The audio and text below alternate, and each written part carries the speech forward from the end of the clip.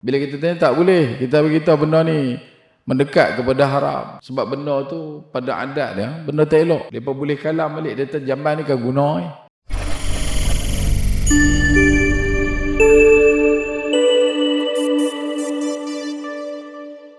Qala Nabi sallallahu alaihi wa alihi wa barakatuh wassalam, salamu qabla al-kalam, assalamualaikum warahmatullahi wabarakatuh.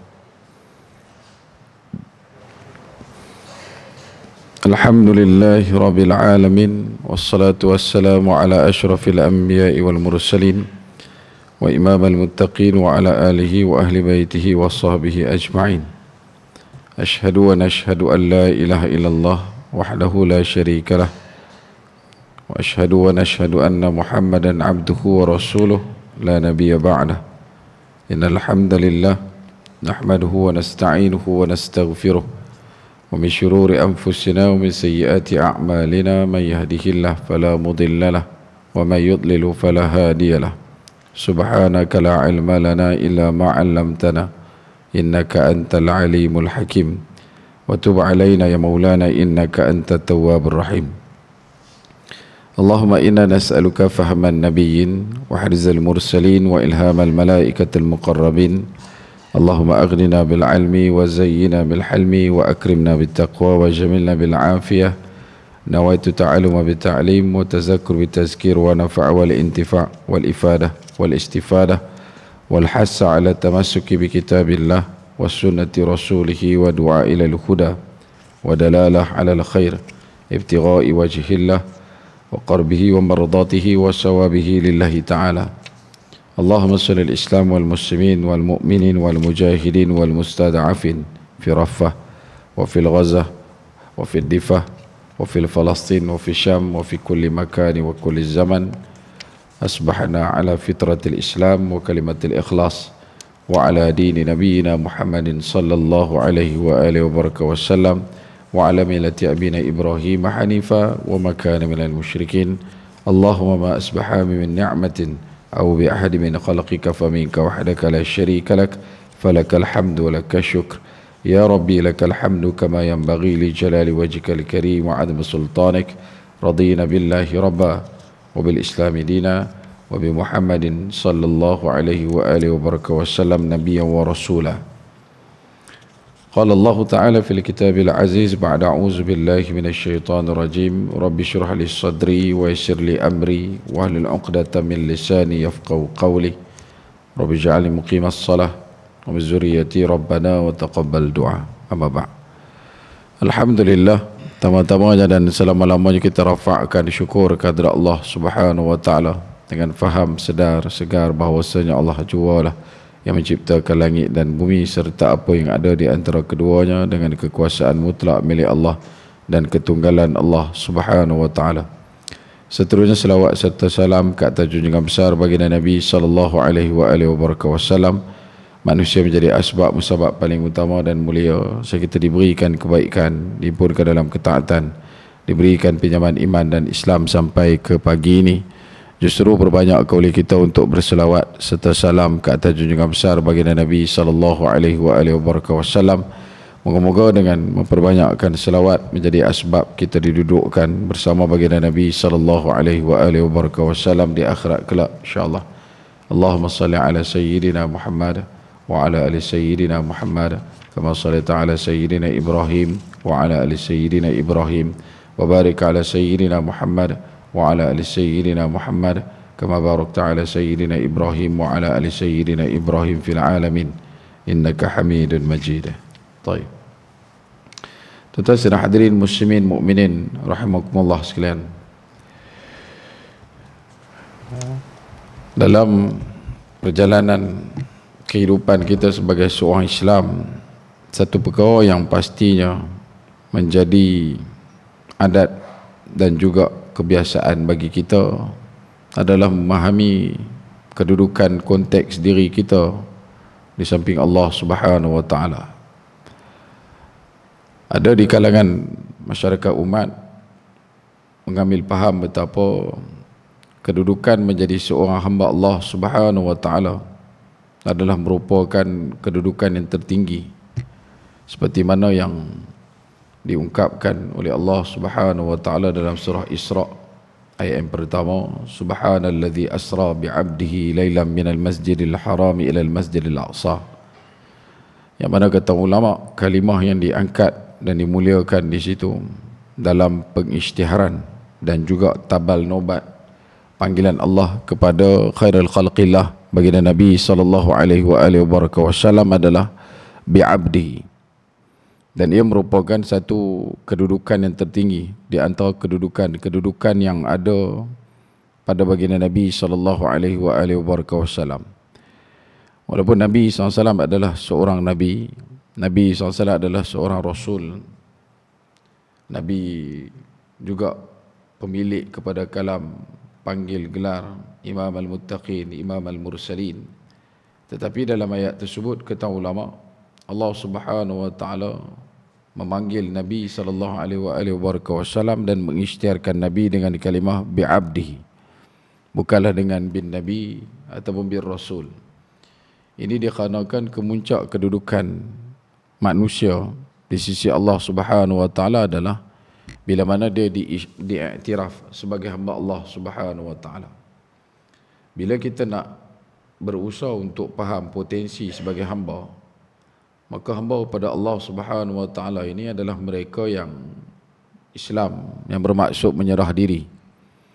Orang yang telah pun memberikan seluruh takluk takbir urusannya kepada Allah Subhanahu wa taala. Duduk dalam keadaan mengetahui betapa menjadi hamba ini syaratnya adalah sentiasa memuji, dan menjadi hamba ini syaratnya juga adalah sentiasa diuji. Karena itu mendekat kepada perjalanan akhir zaman ataupun apa yang disebutkan sebagai kiamat, sekian banyaknya hadis Nabi sallallahu alaihi wasallam memetakan kepada kita dan memberikan satu lukisan landscape yang lengkap betapa manusia yang hidup di zaman ini akan menghadapi segala macam ujian, segala macam musibah, segala macam malapetaka, bala bencana. Ini bukanlah dikhanakan oleh hanya sebab-sebab bersifat keduniaan yang selalu orang akan gunakan kalimah fenomena alam, tetapi ia lebih kepada satu perkara yang besar yang kita sebutkan sebagai bencana dalam rencana, dan semuanya telah pun ditakdirkan oleh Allah Azza wa Jalla untuk diperlihatkan kepada hamba-hambanya yang beriman dan juga kepada manusia yang masih lagi menutup diri dari beriman kepada Allah Subhanahu wa taala. Dalam sekian banyaknya perkara dan juga peristiwa yang ditandakan oleh baginda Nabi sallallahu alaihi wasallam, betapa potensi dan majoriti perkara yang bakal kita hadap, bakal kita lihat adalah sebahagian besarnya perkara berkaitan dengan musibah, apa yang disebutkan sebagai bala bencana. Antara lain baginda Nabi sallallahu alaihi wasallam pernah berkata kepada Sayyidatina Aisyah radhiyallahu an, di mana Nabi sallallahu alaihi wasallam bersabda, yakunu fi akhir hadhihi al-ummah khasfun wa maskhun wa qazfun. Dan kemudian Sayyidatina Aisyah bertanya kepada baginda Nabi sallallahu alaihi wasallam, ya Rasulullah, atuhliku wa fina as-salihun? Dan dijawab oleh baginda Nabi sallallahu alaihi wasallam, qala na'am idza dhahara al-khabath.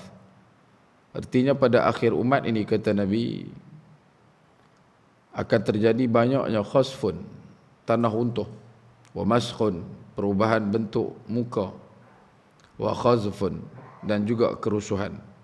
Dan ditanya oleh Sayyidatina Aisyah, adakah Allah Subhanahu wa taala akan tetap menimpakan kebinasaan, padahal manusia pada waktu itu bercampur, kerana padanya juga wa fina salihun wa ghairus salihun. Ada ramai juga orang yang saleh pada waktu itu, di samping terdapat ramainya juga orang yang tidak saleh. Maka Nabi SAW menjawab, ya, idza dhahara al-khabath, iaitu apabila keburukan telah pun lebih banyak daripada kebaikan.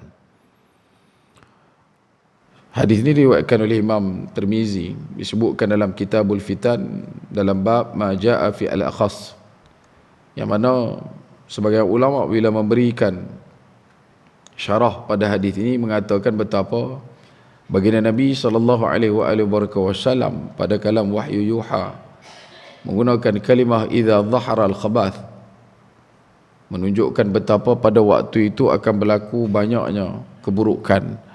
Nabi menggunakan kalimah al-khabthu, merujuk kepada perkara yang bukan perkara yang bersifat zunub, bukan juga perkara berkaitan dengan dosa-dosa, dan juga bukan berkaitan dengan fusuk, bukan perkara berkaitan dengan fasik. Tetapi Nabi SAW menggunakan kalimah al-khabath ataupun kalimah khubth yang kita selalu gunakan bila mana masuk tandas baca doa, Allahumma inni a'udzubika minal khubthi wal khaba'ith. Dalam Al-Quran Allah Ta'ala nyatakan pada kalimah al-khabithina wal khabithat, yang merujuk kepada maksudnya secara lughawi adalah bukanlah satu benda yang nampak jelas keburukan, benda buruk, tapi bukanlah benda yang besar. Tapi khubthi ni maksudnya tak senonoh, tak senonoh. Kalau tak senonoh ni bukan kata dia yang paling teruk dah. Peringkat awal perkara yang tidak baik itu dia main pada benda tak senonoh. Dan tak senonoh ni kata ulama yang bakal menjemput segala bala bencana adalah dengan mereka melakukan ketidaksenonohan itu pada perkataan mereka. Mereka melakukan tak senonoh itu pada perbuatan mereka, pakai, minum mereka. Bahkan dalam perjawatan, kerja buat mereka semuanya tak senonoh. Dan hari ini kita bertanya kenapa habis daripada satu bencana muncul satu bencana. Kenapa lepas daripada satu malapetaka datang satu malapetaka. Bukan takat di tempat dekat dengan kita, bahkan seluruh dunia memiliki potensi yang serupa. Ketika mana Fukushima Sendai terkena hantaman tsunami yang begitu besar pada sekitar tahun 2009, 2011, yang mana pada waktu tersebut risiko yang paling beratnya adalah hantaman tsunami itu telah menyebabkan kerosakan di salah satu reaktor nuklear di Fukushima. Dan akhirnya bila mana mereka meneliti bagaimanakah caranya untuk menyerap absorb impact, menyerap hentak kesan daripada tsunami yang berlaku. Sebab Jepun tsunami mereka bukan macam kita. Tsunami ini kalau ikut yang direkodkan setiap tahun jumlahnya 1000 lebih setahun. Tsunami itu jadi tiap waktu. Sehari ada 365. Mereka punya tsunami tahun 2012 1038 kali sehari. 1038 kali setahun, 1038 kali setahun. Makna kata setiap hari itu ada saja tsunami duk jadi. Disebabkan oleh kedudukan mereka memang negara perairan, negara pulau. Cuma beza dia antara besar dengan kecil. Sama ada dikarenakan oleh gempa bumi, gegaran dan sebagainya pada skala Richter tertentu, maupun juga bila mana berlakunya geseran plak tektonik yang menyebabkan hantaman tsunami mega. Dan mereka adalah antara negara terkedepan yang berusaha dengan kuat untuk mendapatkan solusi pada setiap terjahan dan juga perkara yang berkaitan dengan tanah runtuh, gempa bumi dan sebagainya. Mereka terkedepan lah. Jadi sebab tu bila di kawasan-kawasan sekitar Fukushima, Sendai dan sebagainya, kawasan dekat dengan pesisir laut, mereka ada buat pembinaan tembok untuk menghalang tsunami daripada masuk ke dalam kawasan-kawasan mereka. Sehingga kan tembok tersebut dibina lebih daripada 5 meter. Kalau tengok balik pada zaman tsunami Fukushima tu, dia punya tembok ada cecah 7 meter. Dan bila dilihat pada apa yang mereka tunjukkan, rupanya tembok-tembok tu dibina berasaskan daripada kesan tsunami yang pernah berlaku sebelum daripada waktu sebelum tu. Jadi bila mereka tengok secara puratanya ayat akan naik kurang lebih dalam 3 ke 4 meter. Maka mereka penaik tembok bagi jadi 5. Bila mereka naik tembok jadi 5, mai pula tsunami lebih daripada 6 meter. Maka mereka penaik tembok jadi 7 ke 8 meter. Bila mai yang terakhir ketika mana gempa bumi dan juga tsunami di Fukushima, maka ayat tersebut lebih daripada 11 meter. Jadi mereka stop daripada buat tembok lah. Sebab daripada pengalaman mereka, bila mereka mula buat tembok untuk halang ayak akan naik lebih pada tembok tu. Bila mereka naik lagi tembok, ayak akan naik lagi lebih pada tembok tu. Jadi kalau mereka duk pulun penaik sampai jadi bangunan setengah tepi laut, mana kata sampai kesudah mereka duk kena hadap dengan tsunami. Bila kita tengok balik, walaupun ramai orang mengatakan mereka adalah negara yang terkedepan dalam usaha untuk membenting negara daripada segala macam kerosakan yang bakal berlaku selepas daripada tragedi tsunami dan sebagainya, sehingga mereka pun tak mampu untuk menghurai kenapa benda ni terus berlaku dan berlaku. Tetapi Islam memberikan satu solusi yang mapan, begitu padat, dan juga orang kata apa, dia punya konklusinya begitu spesifik. Kerana berlakunya segala macam perkara ini adalah dikhanakan oleh leluasanya ketidaksenonohan. Kalau kata hari ni tuan-tuan nak tengok, kalau contoh dalam bab perkataan kita, dia punya tak senonoh tu bukan tak senonoh ketika mana sembang bawah pokok manggih. Kadang-kadang tak senonoh mai sampai ke meja ni, masuk ke meja-meja kuliah. Diraikan pula dengan derai tawa daripada jemaah. Diraikan pula dengan seronok kerana dengar benda-benda yang tak sepatutnya dibawa ke meja kuliah, tapi diucapkan oleh orang-orang tertentu. Dan ini dibiarkan dengan begitu dalam keadaan tak ada rasa sensitif. Hati ni seorang macam tak ada alert. Patutnya dalam ruang yang kita ada pada hari ini, tak kiralah mimbar ataupun meja kuliah dan sebagainya, usahakanlah pilih perkataan terbaik untuk kita sampaikan. Dia bukanlah mesti berpuitis bahasa, tidak. Bahasa yang jelas, jujur, dan tidak mencerminkan perkara-perkara yang double meaning dan sebagainya. Sebab bila mana dah mula masuk pada perkataan perkara-perkara yang khubth ataupun al-khabas ini, antara benda yang perlu untuk kita standby adalah bencana. Tak cukup dengan itu, begitu juga dengan pemakaian. Pakaian kita hari ini tidak lagi mencerminkan dan melambangkan keimanan. Tak ada langsung pakaian yang Allah Ta'ala nyatakan libasut taqwa. Pakai kita adalah pakai yang bercirikan kemegahan, membentuk penghormatan manusia kepada kita. Pakaian membuatkan kita merasa diri besar di depan Allah, bukan membesarkan Allah dalam diri kita. Dan akhirnya kemusnahan yang sedang dianyam jalin oleh manusia-manusia seperti ini, dia bukan hanya dibadai kepada kelompok-kelompok tertentu, tetapi ditimpakan kepada semua, termasuk orang saleh. Hal itu dalam satu hadis yang masyhur menyebutkan betapa ketika nak ditimpakan musibah, bukan dekat manusia yang berkeluh kesah pada kalam atuhliku wa fina salihun, malaikat juga merasa terpanggil ketika Allah Ta'ala perintahkan malaikat pada satu ketika, kata Nabi SAW, untuk ditimpakan azab, ditimpakan balak ke satu tempat. Ketika mana malaikat menderu turun untuk menimpakan azab, menimpakan balak, tiba-tiba di kemuncak gunung tempat nak ditimpakan musibah tersebut, ada orang yang saleh yang sedang bertasbih kepada Allah, memuji Allah Subhanahu wa Ta'ala. Kembali malaikat bertanya kepada Allah, adakah masih lagi perlu untuk ditimpakan musibah? Sedangkan di negeri tersebut, di puncak bukitnya, ada orang yang sedang bertasbih kepada Engkau ya Allah, memuji Engkau ya Allah. Ada orang yang sedang mensucikan Engkau ya Allah. Maka kata Allah, timpakan. Kenapa ditimpakan? Kerana orang soleh itu merasakan kedudukan masyarakat tidak perlu untuk diperbetulkan, hanya perlu untuk menjaga ibadat dia semata-mata. Jadi kalau kita tak usah untuk tegur masyarakat, mereka dengar ataupun tidak, itu bukan kerja buat kita. Yahdi may yasha. Allah Ta'ala jua yang memberikan hidayah. Kerja kita cuma menyampaikan. Solusi bukan milik kita, keputusan bukan hak kita. Liyabluwakum ayyukum ahsanu amala. Allah Ta'ala tengok kita punya usaha. Sebab tu bila sebut berkenaan dengan pemakaian dan sebagainya, bertakwalah kepada Allah dengan kita meletakkan dan mengenakan pakaian yang sepatutnya.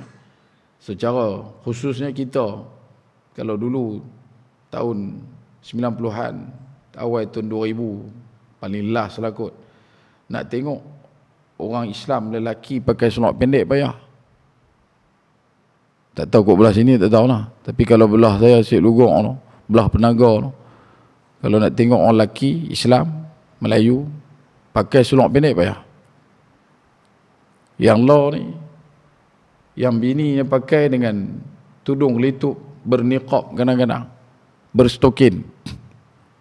Tapi bila mana keluar dengan laki, laki tu kita tak tahu laki dia ke, tukang kebun, toki dia ke.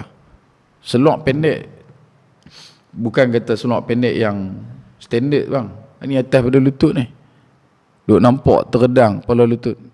Bila kita sembang tanya, dia kata sebenarnya dalam mazhab, pecah mazhab tu selalu kita bawakan tamsilan yang paling mudah. Kalaulah dengan orang perempuan kita boleh kata pakai pakaian yang boleh kita bawa dalam salat. Laki pun begitu juga. Sama laki pun kena pakai pakaian yang boleh dan orang kata gamak untuk kita pakai dalam salat. Paling tidak pun usahakanlah untuk diletakkan di bawah-bawah lutut. Pakai seluar 3 suku. Ni pakai seluar pendek, otak aja 3 suku. Kan? Dulu nak tengok pakai seluar pendek dalam padang bola. Dalam padang bola dulu. Zaman-zaman Liga semi pro waktu dulu no. Tapi law ni bukan dekat padang bola. Kalau pergi market pun jumpa dah. Yang ini ahad ni. Bukan nak suruh tuan-tuan pergi tengok, tapi yalah, nak abang kata benda tu dah dinormalisasi kan. Tak ada siapa bangkit di celah-celah semak-semak ketidaksenonohan ini untuk memberikan teguran yang terkesan. Tak mahu pula dibiarkan oleh pimpinan, tak disebutkan dalam mimbar-mimbar, tak disampaikan pada setiap rapat masyarakat. Maka akhirnya kita hidup dalam keadaan ketidaktentuan, kerana dalam waktu yang sama kita adalah orang yang menganjurkan dan meraihkan ketidaksenonohan itu. Tak cukup dengan itu, dia mai pula dalam bab tak senonoh pada makan. Ni hari ni lah dah cuti. Dia dalam bab makan ni, kita bukan cerita lagi bab berkenaan dengan halal haram, bab syubhah dulu. Benda yang tak senonoh ni kadang-kadang dia mai dikenakan oleh keterujaan masyarakat untuk mencuba benda bau. Bab manusia ni memang lagu tu, wa'allamahul bayan. Dia suka untuk try test benda-benda bau. Buatlah benda viral apa pun. Kalau kata hari ni kita pernah sebut hari tu roti canai berdene. Kan, beratok pergi makan. Tanya siapa? Telur dia tu berdene. Danir adalah nama bagi sebahagian najis, ayak bisa. Yang tu kata danir no. Kita sebut dene. Pagi ni pergi kedai roti canai, ambil roti canai, telur berdene. Nama tu nama. Dia sama macam mana yang duk pulun buat sambutan Halloween lah kan. Dia nak into the scene, maka dia pun abang kata berdene. Berdene tu nak abang kata sifat tu. Padahal tak. Kalau tak pakai telur goyang ke apa tak apa. Hak ni kata berdene nama najis. Bila dah buka dah tentu, kita tak menafikan untuk ke depan nanti masyarakat kita boleh terima dah roti canai telur menanah. Boleh faham? Pasal dah buka dah. Remi Ampang buka jalan. Dia ada mula dah orang. Sup puaka. Pernah dengar? Sup puaka. Mi kuah racun. Benda-benda yang tak sepatut. Macam mana nak abang? Kita ni, bangsa ni, bahasa ni, dia ada satu benda yang disebutkan sebagai spesifik. Dia tertib dan dia ada sebab musabab kenapa kita sebut benda lagu tu.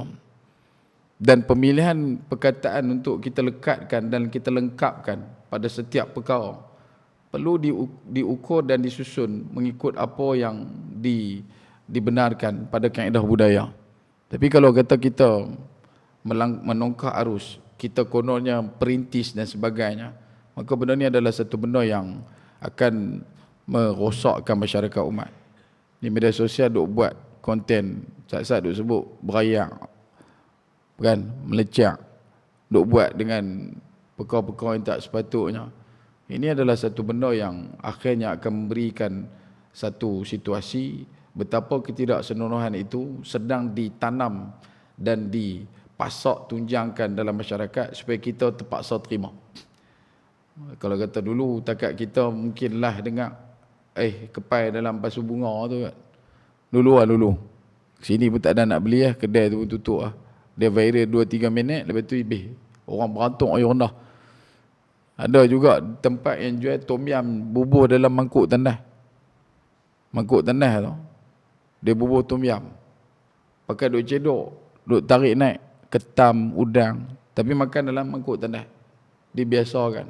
Bila kita tanya tak boleh, kita beritahu benda ni mendekat kepada haram.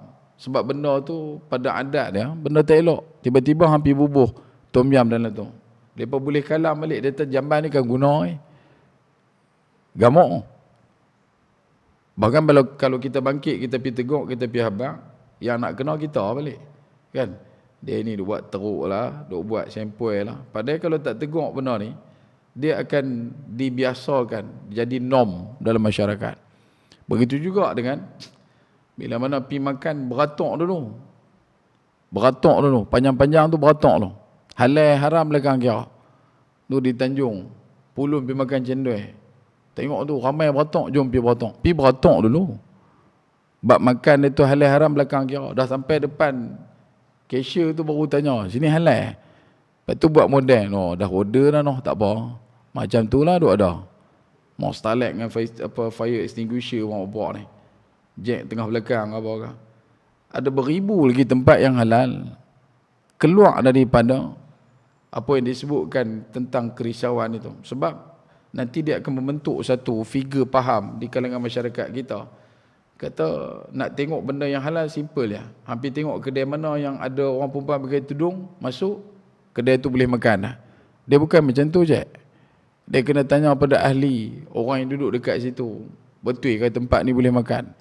Tapi tibai laksa, hak jual itu sunat pun tak. Yang jual itu zakat pun tak.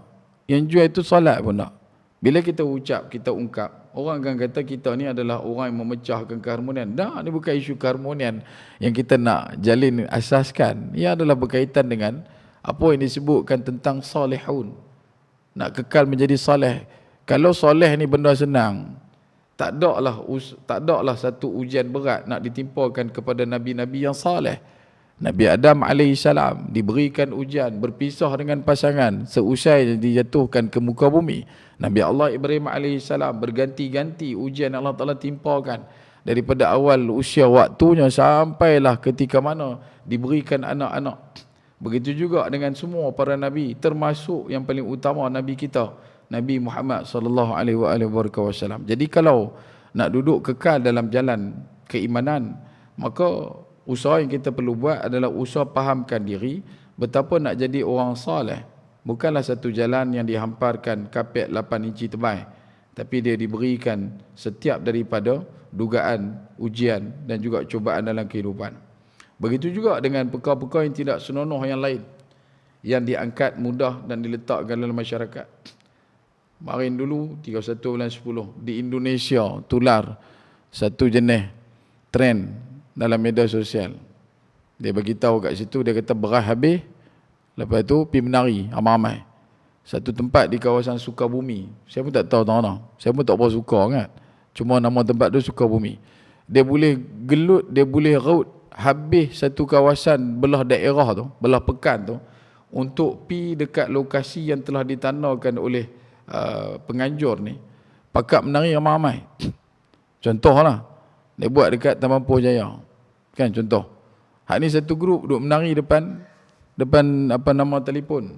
Minta orang bagi gift dalam satu platform media sosial. Kemudian baru ni kena tangkap. Bila kena tangkap, tajuk besar dia adalah ditangkap kerana menari di depan telefon. Padahal bukan isu dia yang tu. Isu dia adalah dia ada satu scam berkenaan dengan apa yang disebutkan tentang online punya perjudian.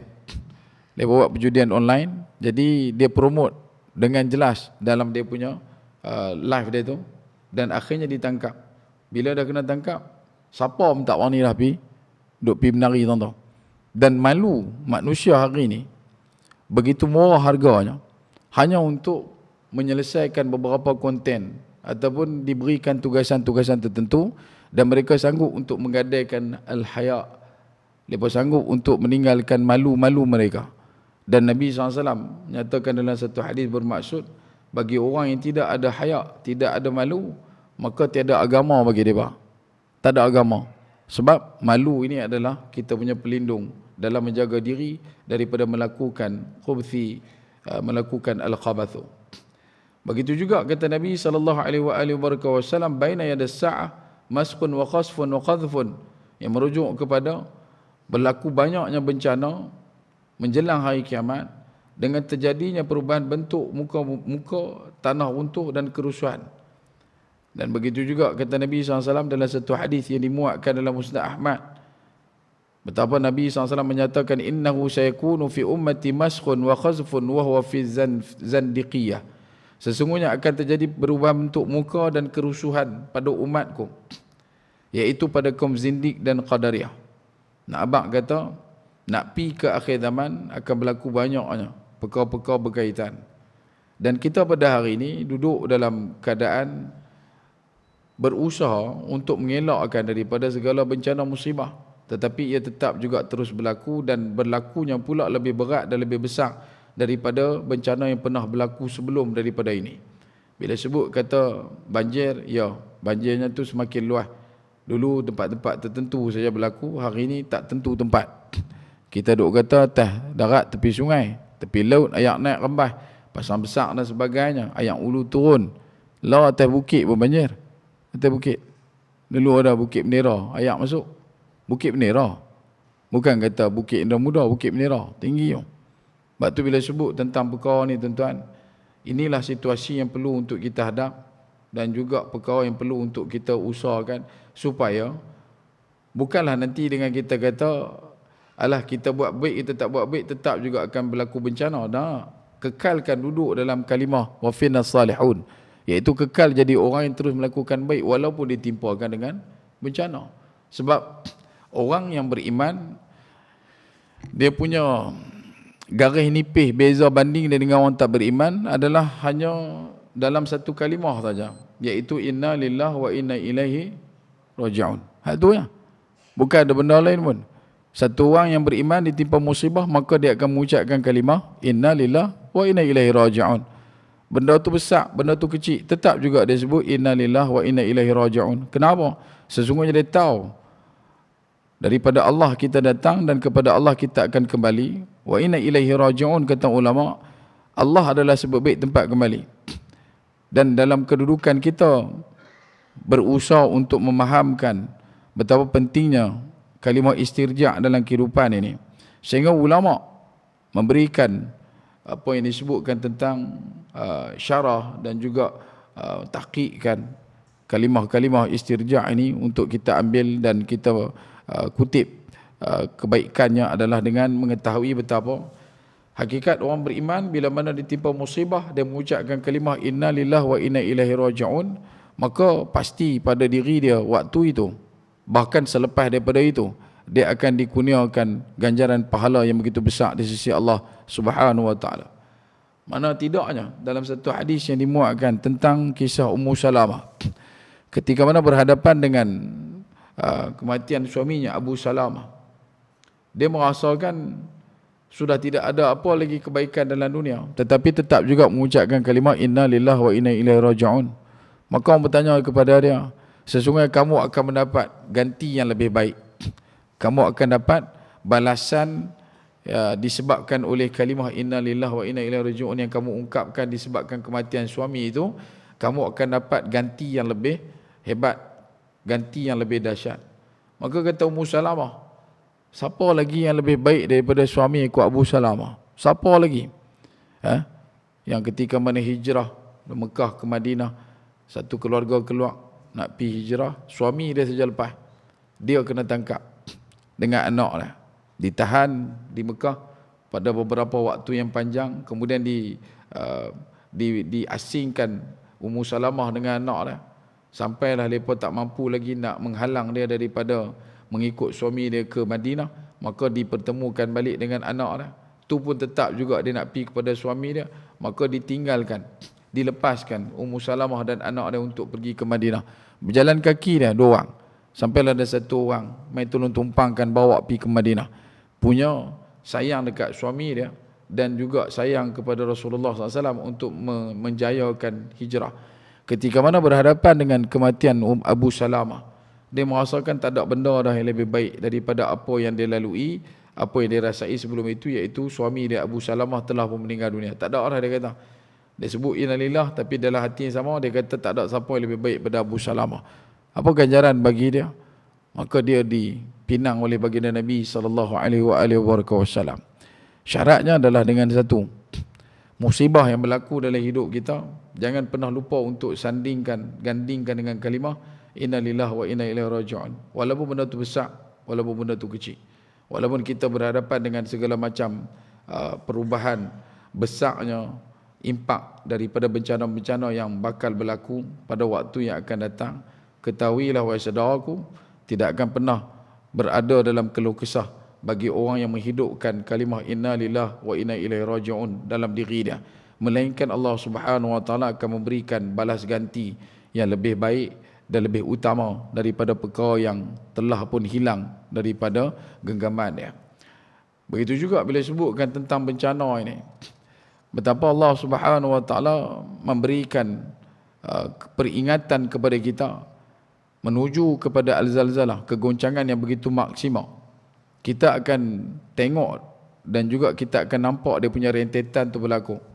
Sebelum ni mungkin kita berhadapan dengan beberapa skala Richter, 5, 7, 8, paling tinggi pun 9. Nanti mai nak pi ke zalzalah, dia punya ratio dia, magnitude dia bukan lagi 9, tapi dia akan jadi puluh-puluhan. Dia akan pi lebih daripada 10, dia akan pi pada belasan, sampailah nanti 90. Bahkan lebih pada tu bila sebut zalzalah, kegoncangan lagi maksimal sebab dia berkaitan dengan the whole universe. Maka benda pada waktu tu dia akan jadi lebih daripada skala Richter yang mampu untuk kita catatkan pada hari ini. Kalau tengok pada bulan lepas saja di Amerika, selepas di Vietnam kena badai dengan taufan Yagi, ekornya datang juga terkesan pada belah kita. Selang beberapa hari di Amerika, mereka dihantam dengan taufan Milton. Taufan Milton ni pada mula-mula kemunculannya dicatatkan dia punya tahap dia adalah tahap 4, stage 4. Sebab kelajuan dia cecah kurang lebih sampai 200 km sejam angin dia.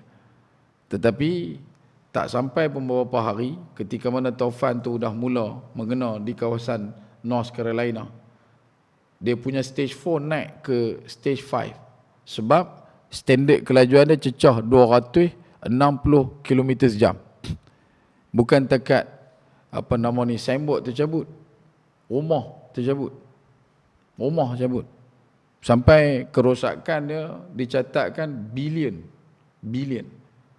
Bahkan dalam satu hari ketika mana pertengahan taufan Milton tu tengah berlaku, catatan kelajuan yang dicatatkan paling laju adalah selaju 332 km sejam. Kita naik Honda Petak pun tak laju macam tu.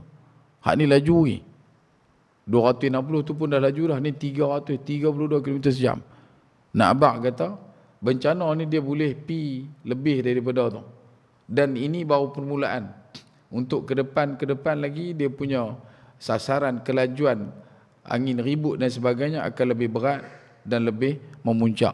Sebab itu, datanglah apa pun, jangan pernah lupa untuk menghidupkan hati kita yang kadang-kadang duduk di ambang kematian kerana ditimpa dengan ujian ini. Itulah dengan menghidupkan dengan kalimah inna lillahi wa inna ilaihi raji'un. Kata ulama, bila dah sampai kepada kamu taqarrabuz zaman, yang disebutkan dekat dengan kiamat, Kemudian kamu akan nampak banyaknya pasar, apa yang disebutkan kathirul aswaq. Kamu akan jumpa pasar yang banyak. Kamu rasa masa semakin cepat. Kamu tengok banyak kejadian tanah runtuh dan sebagainya. Pada waktu tu ada dua saja jalan yang kita nak kena buat. Yang pertama adalah memperbanyakkan ibadat. Iaitu paling utama dalam bab ibadat, jaga solat. Solat bukan takat solat yang wajib, tetapi juga solat-solat yang nawafil, solat sunat. Sebab tu dalam Quran Allah Ta'ala bentangkan kepada kita 3 jenis kalimah yang berkaitan dengan salat. Yang pertama salat alif lam sad lam alif ta marbutah. As-salah. As-salah tu maksudnya satu solat. Sebab tu dalam surah Jumaah kalimah itu digunakan idza nudiya lis-salah. Alif lam sad lam alif ta marbutah. Yang tu satu solat. Ada satu lagi solat guna kalimah as-salawat. Alif lam sad lam waw alif ta maftuhah. Yang tu adalah solat jamak mahdud. Maksudnya solat yang banyak tetapi dia punya banyak dia tu terhad. Solat apa? Kata ulama itulah solat wajib. Ala salawatihim hafizun. Iaitu solat yang mereka ditaklifkan, ditanggungjawabkan, mereka kena buat dan mereka jaga. Jamak mahdud ni maksudnya solat tu banyak. Maksud banyak tu adalah solat dia tu lebih daripada rakaat tertentu. Subuh 2 rakaat, ya. Zuhur 4 rakaat, ya. Asar 4, Maghrib 3, Isyak 4. Dan kenapa mahdud? Sebab subuh kalau 2 lah. Jangan duk buat terlalu soleh. Pagi ni tuan-tuan kita buat 6 rakaat. Kan? Subuh kita buat 6 rakaat. Boleh tak? Tak boleh. Sebab dah ditetapkan. Satgi lohok 4 rakaat. Kita buat 2 dulu. Minggu depan kita buat lagi 2. Tak boleh. Dia kena buat bagi cukup. Dan yang terakhir akan guna kalimah alif lam sad lam waw alif kecil ta marbutah. As-salah. Ataupun dalam qiraat lain dibacakan dengan as-salah, iaitu merujuk kepada solat yang banyak, jamak ghairil mahdud. Solat yang banyak tapi tak terikat dan tak terhad jumlah bilangan dia. Solat apa? Tahajudnya, solat tarawihnya, witirnya, duhanya. Yang ni solat dia boleh buat banyak dan dia tak terikat dengan jumlah. Dan itulah kata ulama, yang pertama kena jaga ibadat dalam bab pembentukan ibadat solat yang wajib dan juga sunat. Yang kedua, bila kita dah nampak dah macam-macam segala macam gejala-gejala, jelaga-jelaga yang berlaku dalam masyarakat, maka yang kedua perlu untuk kita bangkitkan adalah perbanyakkan zikir mati. Satu zikir mati adalah istirja. Yang kedua zikir mati adalah hidupkan kalimah alladzina yadhunnu mulaqu rabbihim wa annahum ilaihi raji'un. Iaitu bentukkan diri kita dalam peribadatan untuk sentiasa khusyuk. Maksudnya lepas pada solat ni aku mati ni. Bila kita duduk dalam potensi tu, ibadat yang kita lakukan akan jadi ibadat yang paling mulus, yang paling tulus, yang paling telus. Kerana apa? Tak ada apa lah yang boleh hadang kita daripada kita nak kembali bertemu dengan Allah. Dan dia punya kualiti ibadat kita tu akan lebih rancak, akan lebih baik. Kerana kita tahu saya aku mati. Mana mungkin orang yang dah tahu dia nak mati ni, dia akan buat ibadat longlai-longlai. Dia akan buat ibadat cemeh-cemeh. Dia akan buat ibadat tak senonoh dah. Dia akan buat dengan bersungguh-sungguh. Takbirnya diperhatikan, bacaannya diperhalusi, kalimah Fatihahnya diperincikan, didatangkan dengan maksudnya. Setiap kali nak meletakkan tangan pada qiyam, merasakan kehinaan pada diri, membesarkan kehambaan dirinya kepada Allah Subhanahu wa taala. Dan setiap rukuknya, sujudnya pasti akan digendongkan dengan betapa banyaknya dosa yang digalas beban di belakang. Dan ketika mana selesai salat, dia masih lagi mengharapkan moga-moga Allah Ta'ala panjangkan usia dia untuk dia sampai ke waktu solat yang seterusnya. Kalau tidak pun kita tak hidupkan istirja' inna lillahi wa inna ilaihi raji'un, tapi paling tidak dalam bab ibadat kita rasakan kita nak mati. Yang kedua kata ulama, rasa nak mati ketika melakukan ketaatan, iaitu yang keduanya merasa macam dekat sangat nak mati. Kalau nak buat kemaksiatan, nak pergi tempat maksiat ni, cuba fikir, kalau aku mati tadi macam mana? Nak buat benda-benda yang tak elok, nak mengumpat. Kalau aku tengah mengumpat mati macam mana? Kan? Berjudi, Kalau tengah berjudi mati macam mana? Tengok gambar yang tak senonoh, tak sepatutnya. Kalau tengah tengok gambar tu mati macam mana? Kalau mencuri dan sebagainya. Kalau boleh fikir lagu tu, maka itu adalah satu perkara yang perlu untuk kita gegaskan dan desakkan dalam diri kita. Moga-moga kita jadi orang yang mengambil iktibar daripada sekecil-kecil bencana yang datang sehinggalah sebesar-besar musibah yang menimpa. Moga-moga tuan-tuan dalam usaha kita nak meneliti perkara ini, Allah Ta'ala berikan kepada kita taufik dan juga burhan, petunjuk dan juga bimbingan. Moga-moga kita duduk dalam keadaan sentiasa berada dalam kedudukan ketaatan dan kita dijauhkan daripada lembah-lembah kemaksiatan.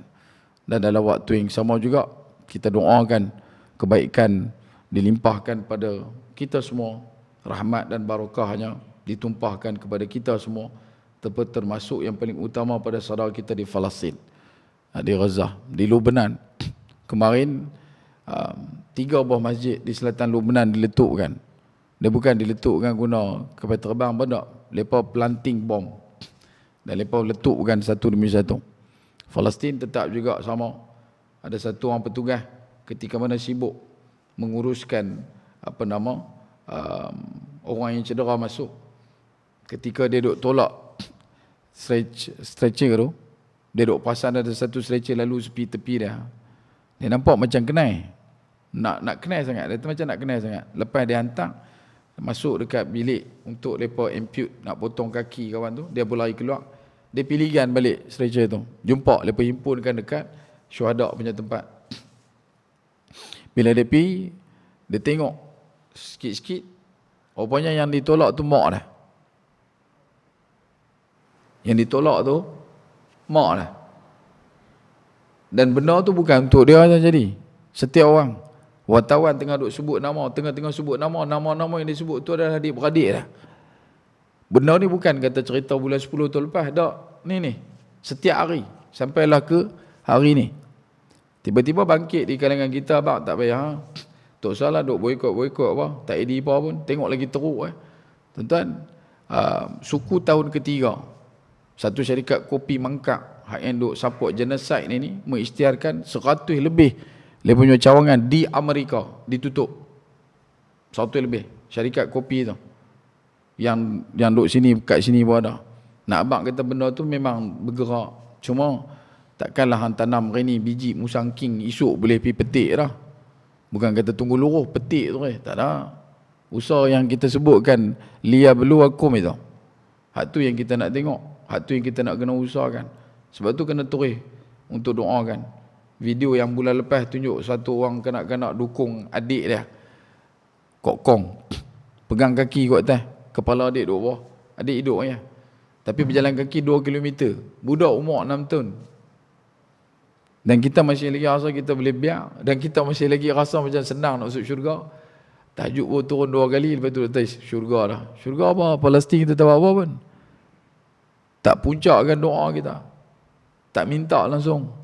Moga Allah Ta'ala berikan kebaikan pada mereka dan kita tumpang berkat, kita tumpang kebaikan itu dilimpahkan juga pada kita. Teruskan tuan-tuan berdoa, pastinya ada kebaikan di hujung jalan derita. Dan moga-moga kita nanti tetap juga bersama dengan mereka di syurga Allah Subhanahu Wa Ta'ala, insyaAllah. Jadi takat tu dulu perkongsian. Kita doakan juga moga Tuan Haji Kahar kita selamat sampai daripada umrah. Moga beroleh umrah makbulah, insyaAllah. Dan kalau ada kebaikan dalam perkongsian, mohon tolong sebar-lebarkan. Kalau ada keburukan, mohon tolong jauhkan. Bahawa kata patah sedap makan dikunyah-kunyah, sedap kata diulang-ulang. Kutip hikmah apa yang kita kongsikan pada pagi ini. Reduk pohon di tepi rumah, cabut ubi sampai ke akar. Kalau hidup mendapat hikmah, selawut garam terasa tawar. Akhir kalam, sekecil-kecil ikan pasti ada isinya, sebesar-besar ikan pasti ada tulangnya. Aku liqauli hadha, wa astaghfirullahaladzim wa lakum. ولسائر المسلمين والمسلمات والمؤمنين والمؤمنات فاستغفروه فيفوز المستغفرين. السلام عليكم ورحمة الله وبركاته والله تعالى أعلم.